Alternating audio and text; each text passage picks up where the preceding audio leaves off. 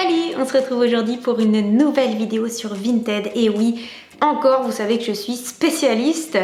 Et cette fois-ci, je vais vous expliquer comment j'ai fait pour ouvrir un compte Vinted Pro.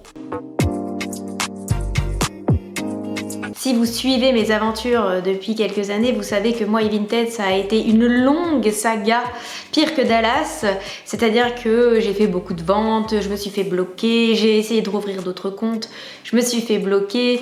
Bref, tout ceci, c'est dans mes anciennes vidéos, n'hésitez pas à aller checker parce que je réponds aussi à pas mal de questions sur comment revenir sur Vinted en compte normal, etc. etc. Tellement de passifs avec moi. Je me suis dit, la seule chance pour que je sois tranquille en fait sur Vinted une bonne fois pour toutes, c'est que j'ouvre un compte pro, ce que j'ai fait. Aujourd'hui, je vais vous expliquer par quelles étapes je suis passée pour ouvrir ce compte pro. Alors attention, quand je dis pro, je ne dis pas magasin, ne vous faites pas d'illusions, ce n'est pas un vrai commerce où on peut acheter chez un grossiste et revendre plein d'habits avec étiquettes de toutes les tailles. Oubliez l'idée. C'est toujours dans l'esprit de la seconde main, c'est-à-dire que de toute façon, si vous faites ça, Vinted va vous tomber dessus et je vais vous expliquer pourquoi un petit peu plus tard dans la vidéo. Donc retenez bien que pro ne veut pas dire magasin et qu'il y a des restrictions et pour ça, il faut lire les chartes Vinted Pro. Pour ouvrir un compte Vinted Pro, si vous êtes bloqué, vous pouvez le faire. Même si votre compte de base personnel est bloqué, si vous avez un nouveau numéro de téléphone et une nouvelle adresse mail et un numéro de SIRET, c'est-à-dire un numéro d'entreprise, vous pouvez ouvrir votre compte sans aucun problème. Vinted ne vous bloquera pas. Pour ma part, comment j'ai fait pour avoir un numéro de SIRET? C'est vraiment la première étape pour ouvrir un compte pro. Et bien tout simplement, comme je suis youtubeuse, je suis créatrice web et du coup je peux me déclarer en tant que micro-entreprise. Je peux aussi me déclarer en tant qu'entrepreneur individuel, sachant que j'ai des revenus YouTube, ce qui est tout à fait normal quand on fait ces déclarations d'impôts. Vous pouvez aussi ouvrir un compte pro Vinted si vous faites par exemple des articles faits main comme du tricot, du crochet, si vous fabriquez vos propres objets.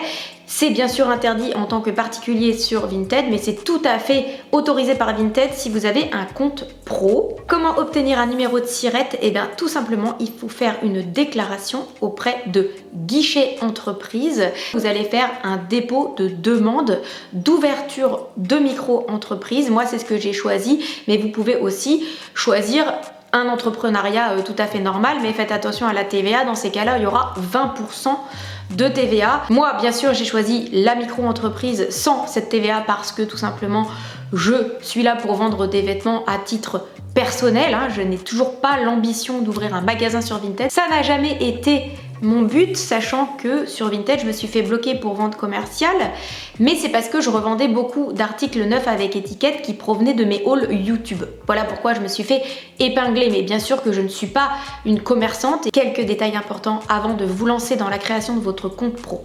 Déjà, munissez-vous à la base d'une photocopie de votre carte d'identité assez claire, recto verso. Il faudra aussi avoir une déclaration de non-condamnation, et oui, parce que normalement, selon la loi, on n'est pas habilité à faire du commerce quand on a un casier judiciaire. Désolée pour tous ceux qui ont fait des bêtises avant. Et si vous êtes marié, il vous faudra une attestation de délivrance d'informations sur les dettes signée par votre mari ou par votre femme, parce que quand on est marié, et oui, on se doit de mettre son conjoint au courant de ses activités. Je vous conseille de faire ces démarches avant, car quand vous serez sur le site de Guichet Entreprise, on vous demandera toutes ces pièces, il faudrait qu'elles soient prêtes à l'avance, ce serait plus pratique. Réfléchissez bien à la forme juridique que vous souhaitez créer. Je vous le dis, pour moi, j'ai pris micro-entreprise parce que ça reste de la petite vente de particuliers. Toutes ces démarches évidemment prennent un tout petit peu de temps, mais si vous êtes prêt à l'avance avec vos papiers, normalement en une demi-journée vous avez fait votre demande. Moi personnellement j'ai reçu mon numéro de SIRET dans ma boîte aux lettres 48 heures après avoir fait la demande. Une fois que vous avez bien tout rempli votre demande sur Guichet Entreprise, vous allez être redirigé vers Info Greffe. Donc le greffe, c'est tout simplement le tribunal du commerce. Il y aura un petit peu de frais à payer pour les frais de dossier, le fait qu'il vous envoie votre numéro de SIRET. Moi j'ai dû payer 8 € quelque chose dans ce genre-là, mais pas tellement plus. 48 heures après, j'ai reçu ce papier de la part du greffe du tribunal de commerce de Caen avec mon immatriculation d'entreprise qui apparaît d'ailleurs sur mon compte Vinted, mon nom et le nom de mon entreprise. Vous pouvez aussi donner un nom à votre entreprise. N'oubliez pas de bien réfléchir aussi au nom que vous allez donner. Alors faites attention parce que sur Vinted, il demande un numéro de SIRET à 14 chiffres et celui que vous envoie la chambre du commerce est seulement 9 chiffres. Quand vous créez votre compte pro, Vinted va vérifier l'information sur le site de l'INSEE comme quoi vous avez bien une entreprise et c'est là qu'il faut être vigilant car vous devez attendre 5 jours ouvrables pour mettre en public votre numéro de SIRET. Moi, je me suis fait avoir quand j'ai créé mon Vinted Pro. Mon numéro de SIRET n'était pas encore public et surtout, je ne l'avais pas activé public sur le site de l'INSEE, ce qui fait que mon premier compte a été bloqué et j'ai dû faire une demande pour le débloquer, bien évidemment. Mais faites attention à ça, vérifiez bien que votre numéro de SIRET apparaît publiquement sur le site de l'INSEE, sinon vous aurez des problèmes avec Vinted. Pour ouvrir un autre compte pro, il n'est pas utile de changer d'IP et de faire toutes les magouilles que je vous ai expliquées dans mon autre vidéo comment revenir sur Vinted parce que Vinted accepte les Vinted Pro et les gens qui ont un Vinted Pro ont le droit d'avoir un Vinted perso, sauf si celui-ci bien sûr est bloqué. Là ils pourront pas faire grand chose, comme moi par exemple j'ai un Vinted personnel qui s'appelle Elena Waterman qui est bloqué et que je ne pourrai pas faire débloquer, mais par contre ils ont bien accepté que j'ai un Vinted Pro Elena Waterman Shop. Mais sachez que si vous n'êtes pas bloqué, vous pourrez donc avoir deux comptes, un compte perso et un compte pro. Donc les seules choses nécessaires qu'il vous faut pour ouvrir votre compte pro, c'est un nouveau numéro de téléphone et ça je l'ai eu moi grâce aux cartes Lyca Mobile. Celle-ci je l'ai achetée dans un bar tabac.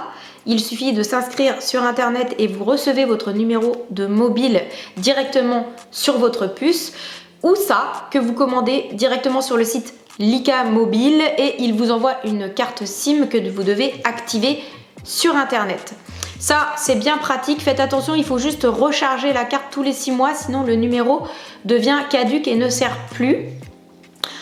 Mais quand on n'a pas de numéro sous la main, bah écoutez, pour 7,50 €, c'est toujours pratique. Et la deuxième et seule chose qu'il vous faut pour ouvrir votre compte pro, c'est une nouvelle adresse mail. Moi j'ai tout simplement ouvert une adresse sur Yahoo, ça m'a pris 2 minutes. Alors maintenant que vous êtes passé Vinted Pro, vous êtes à peu près tranquille, mais faites attention parce que ça ne veut pas dire qu'on peut tout faire. Comme je vous l'expliquais tout à l'heure, on peut être attaqué pour vente commerciale.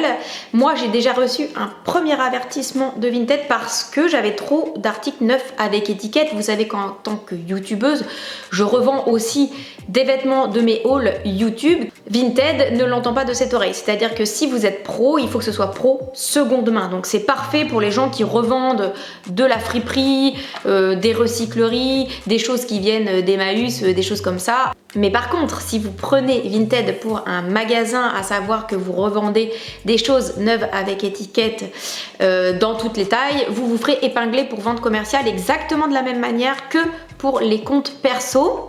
Petit désavantage aussi du compte pro, vous ne pouvez pas pour l'instant vendre par lot. Alors je trouve pas ça très logique parce que dans un magasin on peut acheter par lot, on peut acheter plusieurs choses.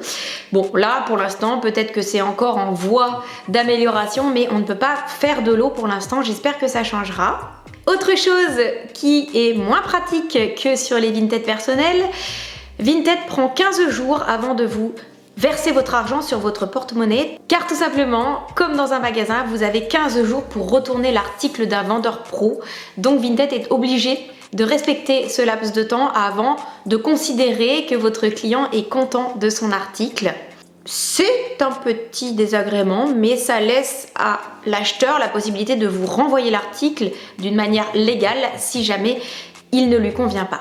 Petit élément positif par contre qu'il y a sur Vinted Pro, c'est que vous gagnez plus d'argent que ce que vous vendez. C'est-à-dire que moi par exemple, j'ai vendu une robe à 15 € et j'ai touché 15,50 € de la part de Vinted. Je ne sais pas d'où sortent ces 50 centimes, je ne peux pas vous expliquer, peut-être que c'est la TVA, peut-être qu'ils prennent moins de frais de site quand c'est Vinted Pro, mais toujours est-il qu'on gagne un petit peu plus d'argent que le prix qu'on a fixé à la base. Et pour terminer, dernier petit désagrément de Vinted Pro, c'est la facture. Et oui, en tant que vendeur pro, vous êtes obligé de délivrer une facture à votre acheteur. Alors moi, je me suis pas pris la tête, j'ai tout simplement fait sur un tableau Excel une facture type. Donc je coupe la moitié ici, cette partie-là est pour le client que je remplis avec la date, la facture, et celle-ci c'est la mienne que je garde pour moi, pour mes archives. Si j'ai pu vous aider à créer votre compte pro Vinted, je suis ravie. Je voudrais remercier au passage Sarah qui est une abonnée YouTube et qui m'a énormément aidée pour toutes ces démarches. En gros, c'est un peu elle qui m'a mâché le boulot. Donc je trouvais ça un petit peu normal de vous rendre l'appareil et de faire la même chose si jamais vous êtes un peu perdu dans vos démarches. Mais sachez en tout cas que ces choses assez simples, et d'ailleurs n'hésitez pas à me suivre sur mon Vinted Pro. Je vends plein d'articles divers et variés et souvent en très bon état. Donc allez faire un tour si ça vous chante. Et voilà les amis, cette vidéo est à présent terminée. J'espère que ça vous sera utile ou au moins informatif. Et on se retrouve dans une prochaine vidéo. Salut!